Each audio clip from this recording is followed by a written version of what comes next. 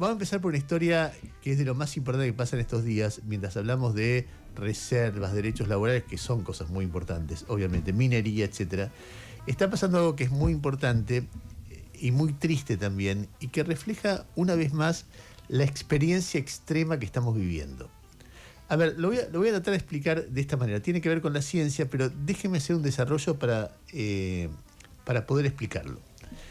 Hace unos días estuvieron acá dos investigadores, uno, diría yo, a ojo, mayor de 70 y una, digamos, de alrededor de 50, muy fascinados, muy entusiasmados porque habían descubierto algo que fue noticia mundial, una vacuna para los investigadores argentinos, ¿no? Para que de repente puede prevenir el cáncer, puede atacar, puede ayudar a curar el cáncer de piel más agresivo que existe.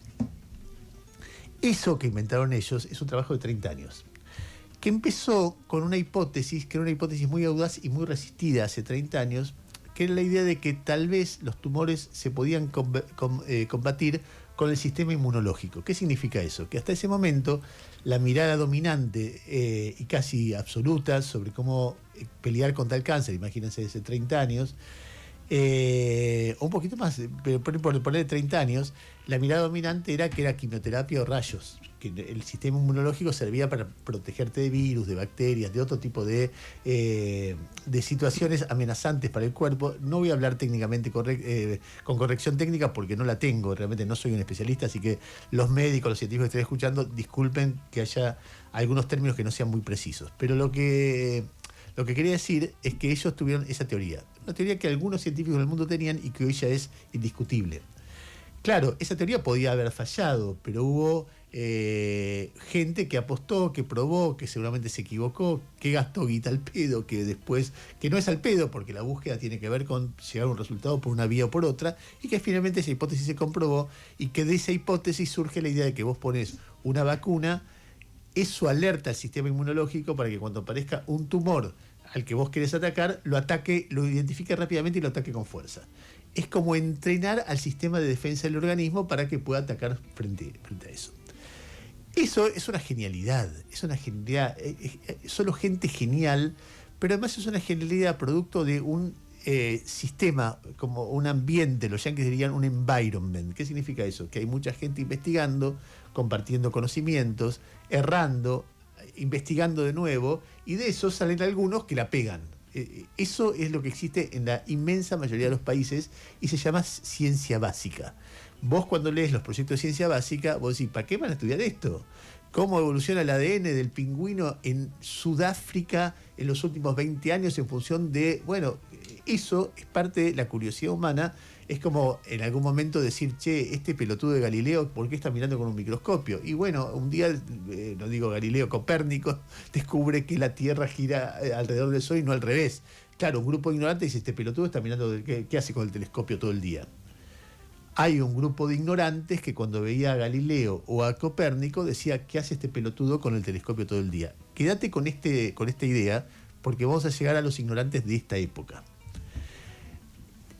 Mientras la gente que hacía el cáncer de piel, la vacuna contra el cáncer de piel, investigaba eso, hay un flaco que se llama Gabriel Rabinovich, que estaba investigando una proteína. No me pregunten qué es una proteína porque no lo voy a saber explicar, pero parece que es algo muy importante para el cuerpo.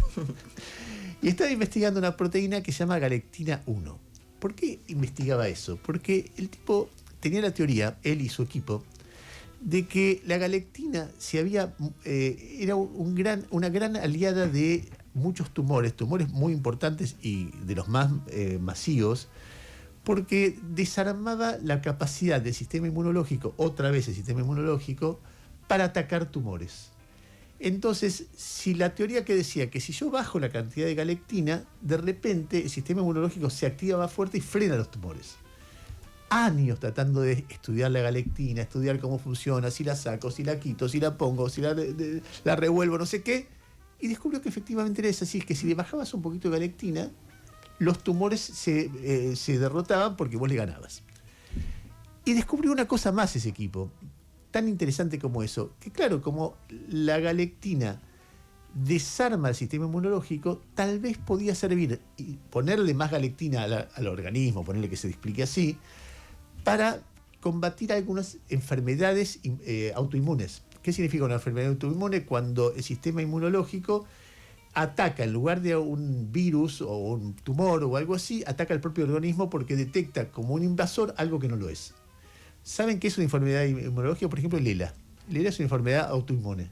Entonces, si vos le subís la galectina, podés curar enfermedades, y si vos le bajás, depende del caso, podés curar enfermedades. Es un descubrimiento gigantesco para la lucha contra el cáncer y qué sé yo, y tiene un reconocimiento internacional que es impresionante, y están haciendo una empresa para venderle galectina al mundo. O sea que además de descubrir algo que va a curar, de repente puede dar una ganancia. Esto llévalo a 1000 cosas. La soja transgénica, la soja que resiste, el trigo que resiste no sé qué. La sequía. La sequía. O sea, hay mucha gente en el mundo investigando un montón de cosas. Claro, hay un montón de otra gente que no entiende esto. Yo, por ejemplo, vos me decís, estoy estudiando la proteína galectina, y decía, este pelotudo no va a ganar guita. ¿Qué le va a dar al mundo este boludo que estudia la galectina? Bueno, resulta que yo sería un ignorante si cortara eso. Hay tipos que decían que hace el pelotudo de Galileo, no sé si Galileo usa un telescopio, pero ponele que lo descubrió una cosa con el telescopio, ¿qué hace con el boludo perdiendo tiempo con el telescopio mirando al cielo? Claro, ignorantes y pelotudos hay en todas las épocas. Generalmente va junto el concepto. Un ignorante suele ser y es pelotudo, pontifica sobre todo, habla sobre todo, etcétera. Bueno, la Argentina siempre se caracterizó en América Latina por tener un sistema científico muy potente, y en los últimos años eso está en quilombo. Vos tenés datos que suben, más inversión, menos inversión, un poco mejor, un poco peor, etcétera, pero venimos bastante mal comparado con lo que éramos. Y les quiero contar algo que resolvió el gobierno, pero tengo que darle una vuelta más. El sistema científico argentino está, el estatal quiero decir, que es el más potente, está dividido en 2-3 partes, digamos, el financiamiento.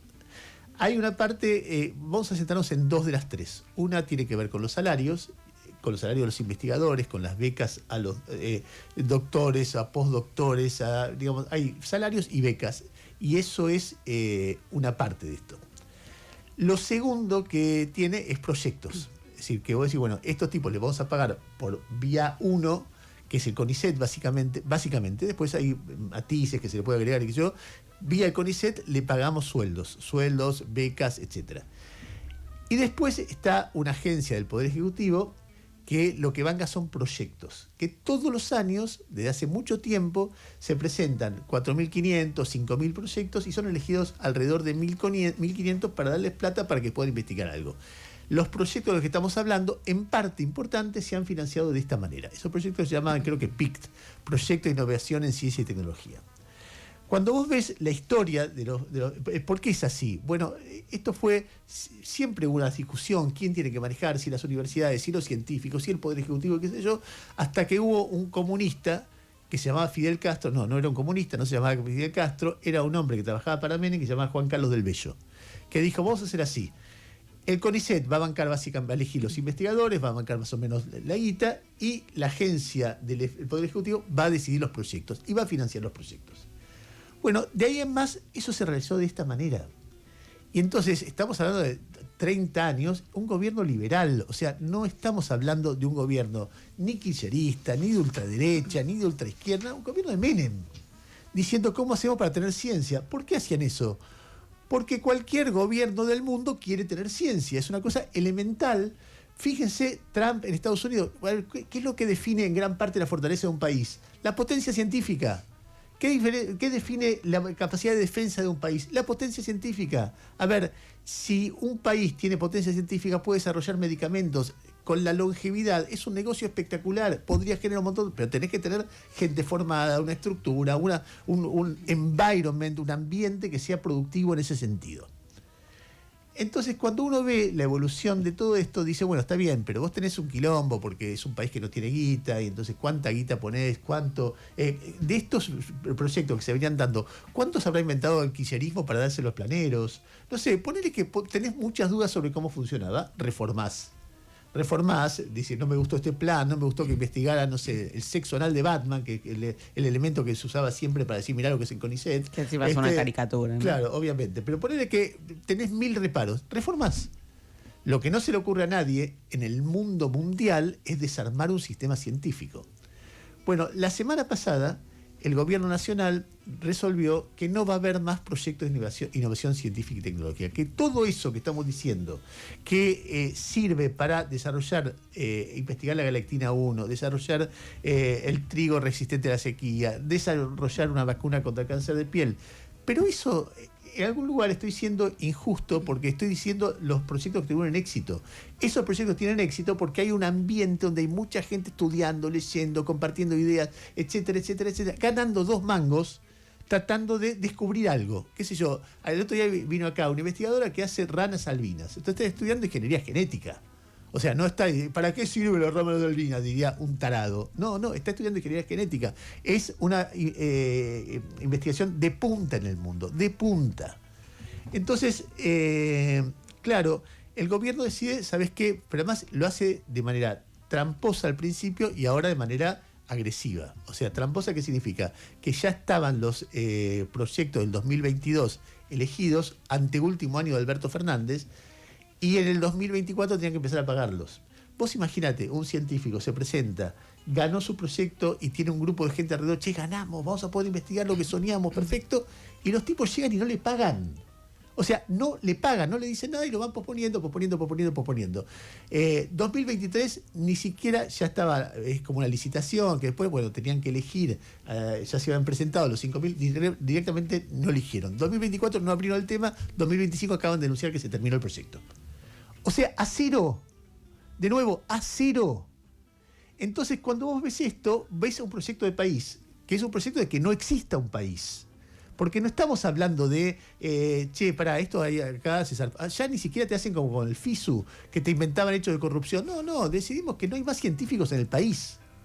Entonces, lo que estamos contando es algo que es mucho más importante que la ciencia. Es importantísimo, pero es mucho más importante que la ciencia. Que es, por un lado, la destrucción de la idea de un país, que no tiene que ver solamente con la ciencia, es cómo piensa esta gente. Entonces estamos en un gobierno que no da pie con bola en lo económico, ya vamos a hablar de eso, que no le sale bajar la inflación, le salió bajarla a 2,5%, pero no le está saliendo ahora, que tenemos una inflación alta con 1000 anclas que hacen mucho daño a la economía, que vive dependiendo de Trump, todo el tiempo hablan de Trump, menos mal que nos apoyó ayer de nuevo Caputo, todo eso, no le sale lo único que vinieron para hacer, y en el medio destruye y festeja cosas que no hay que festejar. Entonces, cuando vos te ponés a mirar toda esta historia, decís, che, pero ¿qué carajo están haciendo? Entonces, te aparece de fondo el tipo que le decía a Galileo, che, ¿qué haces vos con el telescopio mirando al cielo? ¿Estás loco vos o a Copérnico? ¿Dónde aparece el tipo? Escuché este audio es un audio histórico. Es un audio que ocurre cuando Milei acaba de ganar las PASO.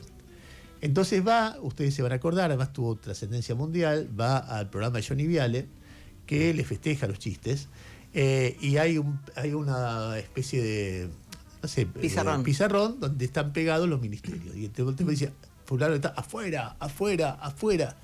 Y en un momento aparece la ciencia y técnica, y ahí está el tipo que le dice a Galileo, ¿qué haces, boludo, mirando con un telescopio? Porque no entiende, porque no sabe, porque escuchen la agresividad, está hablando de otras personas que no ganan mucha guita, que se rompen el alma investigando, y vas a ver la agresividad y la ignorancia en un minuto. El tipo que le dice a Galileo, o a Freud, o a Einstein, che, ¿eso es la teoría de la relatividad? ¿Qué carajo es? Y se lo dice porque no entiende. Y entonces, ¿qué hago? Desfinancio a Einstein. ¿Por qué? Porque no entiendo lo que está investigando. Escúchalo. Ciencia, tecnología e innovación, licenciado Phil. Phil. Nada, eso que quede en manos del sector privado. ¿Ciencia y tecnología? Obvio. ¿Y el CONICET? Que quede en manos del sector privado. Vas a tener un despelote. ¿El CONICET en manos del sector privado? Que se ganen la plata sirviendo al prójimo conviene mejor que le dé un mejor precio, como hace la gente de bien. ¿Y qué vas a hacer con toda la gente que vive del Estado, que trabaja en el CONICET? ¿Y qué productividad tienen? Los científicos, ¿qué va a pasar con ellos? ¿Qué han generado? Desarrollo, investigación... No se nota. No se nota. O sea, cerrás el CONICET. Buscaremos otra forma de asignarlo a otras cosas, porque evidentemente... Otra marcha más, digo, además. no se nota, ojalá hubiera 100.000 marchas. Ojalá hubiera 100.000 marchas con esto, porque a mí me parece que la comunidad, así como reaccionamos frente al Garrahan, reaccionamos frente al tema de discapacitados, hay que reaccionar respecto de nuestros científicos, no por ellos. Porque obviamente todos están desarmando la Argentina y se están yendo. Porque además les bajaron el sueldo un 36%, pero además de bajarles el sueldo, sus ingresos, lo que genera es, si vos no tenés proyecto, ¿para qué te van a pagar el sueldo? Entonces finalmente se van los científicos también. Entonces cuando uno ve todo este panorama que estoy describiendo, muestra un daño que están haciendo innecesario, estúpido, tonto, una ideología sobre cómo se construye un país, que lo que no da rendimiento, ventaja, o sea, lo que no son bonos no sirve para nada, porque eso te da un 6% en un año, entonces ahí podés calcular si existe 6% y después 6% y con eso ahorro más dólares y me hago la cancha de fútbol que tiene Caputo en su casa, pero los científicos no sirven para nada porque no dan rendimiento inmediato, ya, guita, dólares. A ver, la discusión sobre la política científica en la Argentina ha tenido distintos momentos. Un momento como ridículo que yo, del que soy contemporáneo, tiene que ver con un personaje que yo respeto intelectualmente mucho, que fue un político, ya no es político, se llama Rodolfo Terráneo. Creo que es un gran historiador, gran periodista, un tipo con una cabeza distinta. El tipo había estado exiliado en Venezuela, había sido asesor de Carlos Andrés Pérez en aquel momento, después había sido un periodista muy destacado en Venezuela, se había ido a Londres, y cuando volvió, un tipo que no era para la política porque era de verdad un intelectual, entonces un tipo como raro en ese mundo, o por lo menos yo lo veía como raro. Y yo le decía, volvé al periodismo, no eches las bolas con la política, no es lo tuyo, qué sé yo. Pero bueno, él insistía por ese lado y llegó a jefe de gabinete, donde le fue bien, qué sé yo. Pero cuando llegó con un libro que se llamaba Argentina siglo XXI, que era un libro que fue un bestseller, que tenía una tapa azul y la ha emplateado, que me acuerdo que se destacaba eso. Hoy lo vería, sería una edición vieja, en aquel momento era muy novedosa.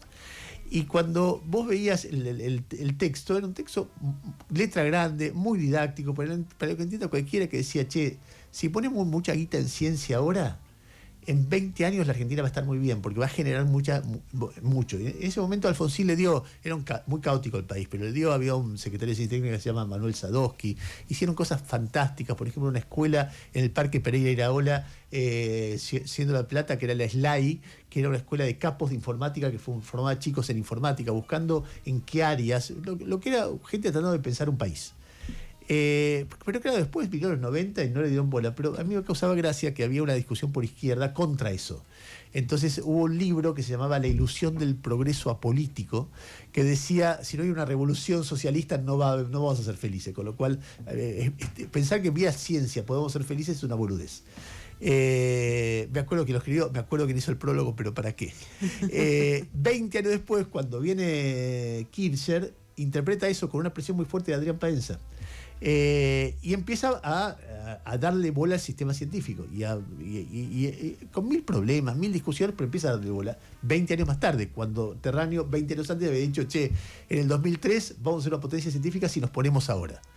Bueno, después de Kirchner, con los problemas, qué sé yo, después del 2015 se empiezan a complicar las cosas, pero todos los gobiernos lo defienden. O sea, vos ves los números de Macri y nada, está defendiendo la cantidad de... Vos ves la cantidad de dólares que se gastaba, y estaba bastante bien comparado con lo que vino después.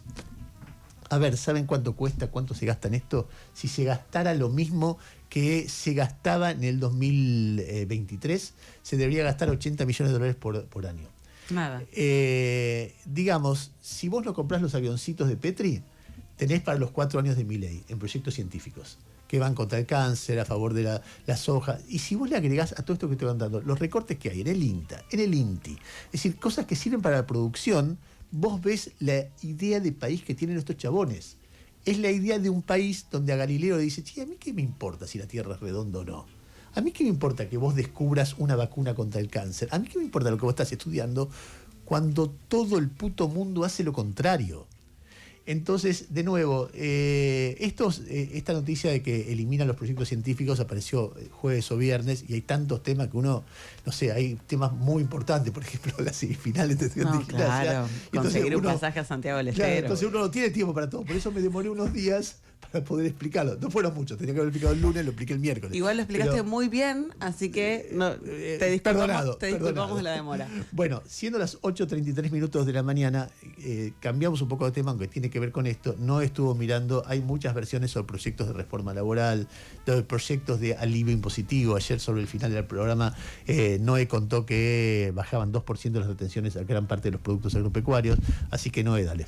Vamos a centrarnos en lo que me parece que es uno de los puntos nodales del proyecto de reforma laboral, que tiene que ver con algo del fondo de cese laboral que hablábamos ayer, pero rediseñado. Ayer contábamos que este fondo de cese laboral que el gobierno aprobó en la ley Bases finalmente no tuvo éxito porque encarecía los costos de los empleadores.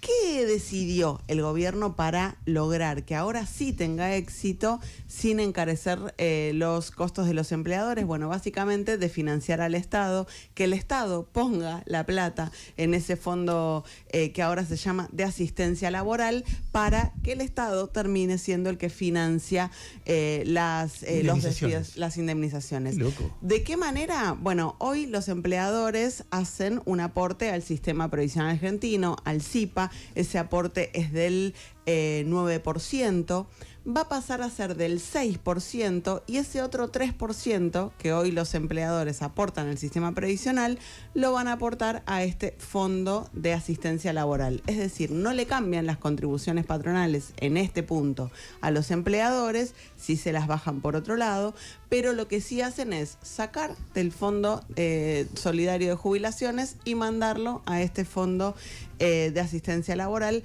Entonces empezamos a ver ahí un desfinanciamiento del sistema de reparto de las jubilaciones. Con mi locura matemática, que 3% del salario no alcanza a ser por 12 no alcanza a ser un salario por año. Teóricamente eso tiene que ser un salario campanario. Debe haber alguna compensación por otro lado también, ¿no? Bueno, lo que tenemos es que este fondo va a ser un fondo que va a ser administrado financieramente, como era en su momento el fondo de las jubilaciones privadas de las AFJP. Va a estar administrado por la Comisión Nacional de Valores, tutelado por los Ministerios de Economía y Capital Humano. Obviamente quienes administren ese fondo van a cobrar una comisión. Ahí ya hay alertas de un negocio financiero en ciernes con la guita de las eventuales indemnizaciones que alguna vez, si efectivamente existen, pagará el Estado. Pero vamos a escuchar ayer al ministro de Economía, Luis Caputo, hablando de este proyecto en general de la reforma laboral, detectando lo que para mí es un diagnóstico totalmente erróneo respecto del sistema laboral, que él dice hoy el principal problema es que no puedes echar a la gente, lo dice de esta manera. Algunas cosas ya han trascendido, pero son cosas fuertísimas, potentísimas, desde lo que es lo que ya habrán visto en el diario, que es el FAL, que es este nuevo régimen para facilitar lo que es el proceso de despidos o de mutuos acuerdos, que es clave para que se sientan cómodos para después poder tomar gente, ¿no? Porque hoy, de vuelta, uno de los principales problemas para tomar gente es que no la puedes echar. Es muy gracioso cuando empieza a titubear, porque no quiere decir despidos, y dice, bueno, para facilitar el proceso de despidos, y después dice, o acuerdo mutuo. ¿Cómo acuerdo mutuo? Además no sé de qué mundo habla. Nahuel Prado lo imita fantásticamente en Pasaron Cosas, le detectó exactamente ese tartamudeo cuando... Para facilitar el proceso de... ¿Qué palabra hago? Que no sea despido. Bueno, no se me ocurrió despidos. Y después dice, en mutuo acuerdo, le dice el hijo después. Bueno, ya hay cálculos de cuánta guita va a perder la ANSES con esta reasignación de esos 3 puntos porcentuales al Fondo de Asistencia Laboral para financiar despidos. Elizabeth Pejer, una colega a la que quiero mucho, que trabaja en el diario Clarín, que es muy precisa con estos temas, calculó unos 2.600 millones de dólares anuales que va a perder la ANSES por esta decisión, y que podría trepar esa pérdida a los 4.700 millones de dólares al año si tomas, según qué índice salarial tomes en cuenta, si tomas RIPTE o si tomas otras informaciones del INDEC. Esto es para todos, para todas las empresas, esto es permanente, entonces el desfinanciamiento de la ANSES va a ser permanente. Y ya hay una mirada de los especialistas de que esto empieza a sentar las bases de la posibilidad de un regreso del sistema de AFJP o de privatización de las jubilaciones. ¿Por qué?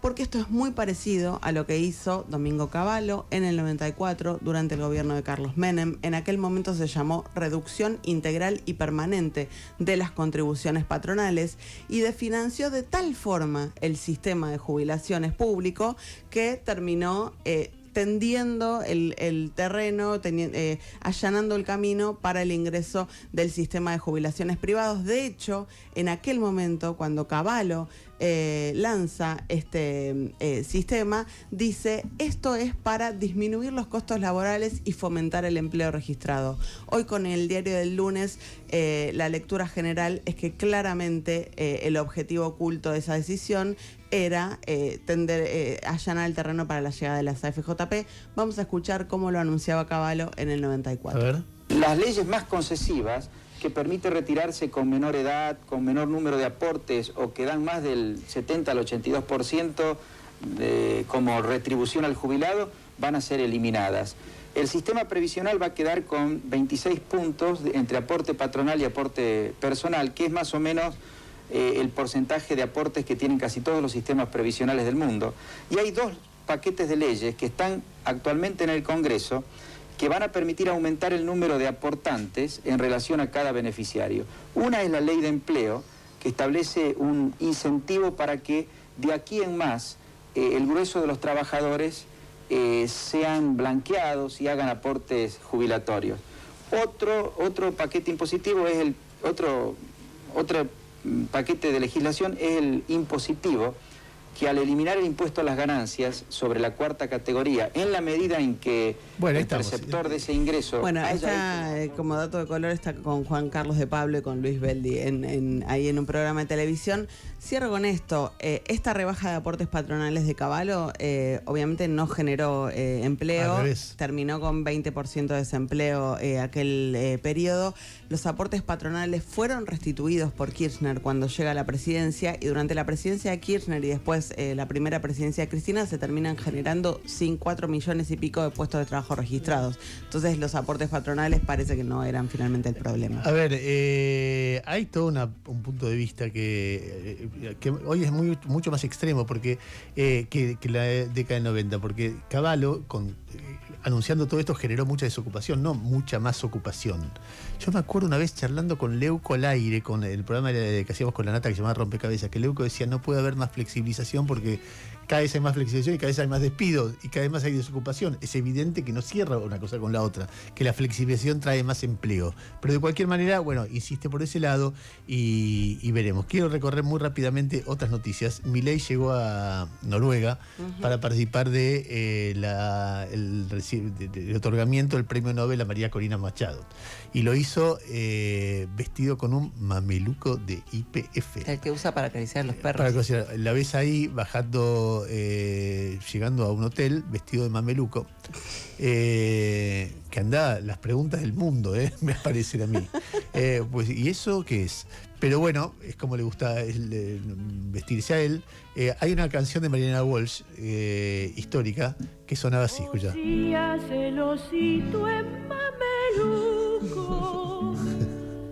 Paseaba por la calle Chacabuco, mirando las vidrieras de reojo, sin alcancía, pero con antojo.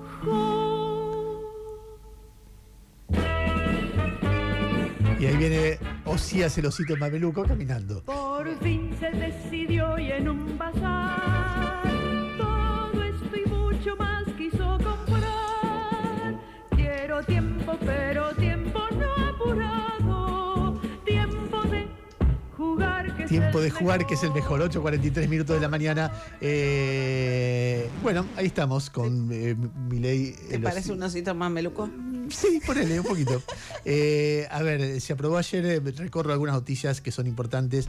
Se aprobó ayer el proyecto de la ley que facilita los proyectos mineros en Mendoza con una resistencia de un grupo de gente importante, pero con una mayoría abrumadora en la Cámara de Diputados, porque Mendoza ha votado masivamente por el proyecto oficialista. Al mismo tiempo, Luis Caputo, el ministro de Economía, está haciendo lo imposible para que el mercado financie un poquito el vencimiento de intereses que hay en enero, emitiendo un bono que fue vendido con bombos y platillos como el reingreso de la Argentina al mundo, y la verdad que no es eso lo que está pasando, pero bueno, merece explicarse en un contexto de un poquito más de tiempo, por ahí en un ratito lo explicamos. Hay algo que no quiero dejar de poner, que es que ayer, cuando explica todo esto, además de las cosas que puso Noé recién, en un momento dijo, no es momento de flotar. No es momento, es demasiado como poco precavido que el dólar flote en la Argentina. Ya lo había dicho Milei, ya lo había dicho Caputo. Escuchá a Caputo cuando habla de no es momento, es el audio número 5. No es momento de flotar, escucha. Hay que tratar de lograr que la gente vaya mutando de expectativas adaptativas a expectativas racionales. Y eso es un proceso. Entonces, en ese proceso, las bandas hoy contribuyen. Es muy pretencioso querer flotar de un día para el otro. Es muy pretencioso querer flotar de un día para el otro. Hace unos meses, 3 meses, 4 meses, en agosto, la discusión era, che, ¿qué está pasando con el dólar? Porque el dólar está muy barato. Bueno, la discusión era el dólar. Y entonces él estuvo en carajo. Y cuando estaba en carajo, empezaron a decir, a bromear con esto, y ocurrió esta escena, escuchá. Una pregunta que subyace, que está permanentemente dando vueltas y que realmente no está muy claro. Está bueno que se les vuelva a preguntar. ¿El dólar está intervenido? ¡Flota! ¡Flota! ¡El dólar flota! ¡Flota! Y la tasa también. Bueno, ahí está todo el equipo económico gritando flota con Tronco y Fantino, flota, flota, flota, y ahora dice que es muy pretencioso querer que flote, o sea, no flota. Eso vale no solamente para esto, todo lo que dice Caputo hay que darle una vuelta y una vuelta y una vuelta y una vuelta, porque está defendiendo cosas que él sabe que tiene que vender humo todo el tiempo. Y entonces vos ves que su palabra, bueno, para cualquiera que la vaya siguiendo, que no me refiero a mí, no me refiero al pueblo argentino. O sea, los inversores saben que Caputo miente y que Caputo da vuelta a las cosas y te vende humo todo el tiempo, y después empezá a explicar por qué no entra dinero de Argentina, porque está en manos de alguien que todo el tiempo te está vendiendo algo que todo el mundo sabe que no es así o que no es tan así como él dice. Ayer salieron datos de evolución industrial, hay una caída del 5% respecto del mejor momento de Milei, y después hay datos de importaciones que vamos a dar. Y hay una serie de noticias que si yo encontrara la síntesis de... Acá está, que hizo Lu, las podría contar, de noticias internacionales, que son una más impresionante que la otra.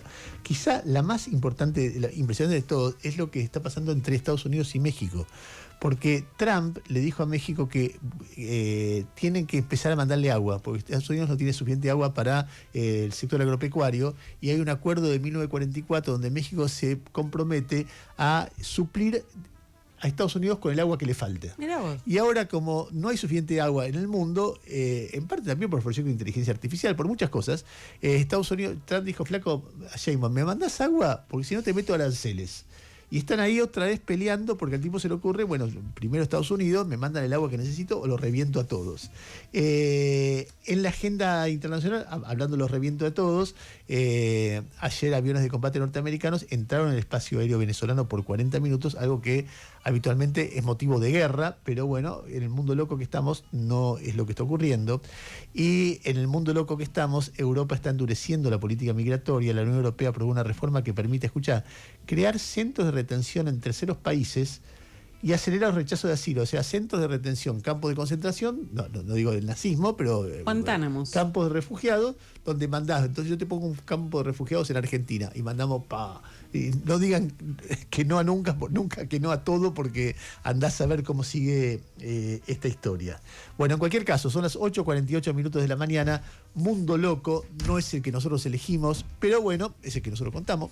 Y además, ¿qué importancia tiene eso al lado de...? No lo voy a decir porque dije Sí, todo lo que vea sí. la final del domingo.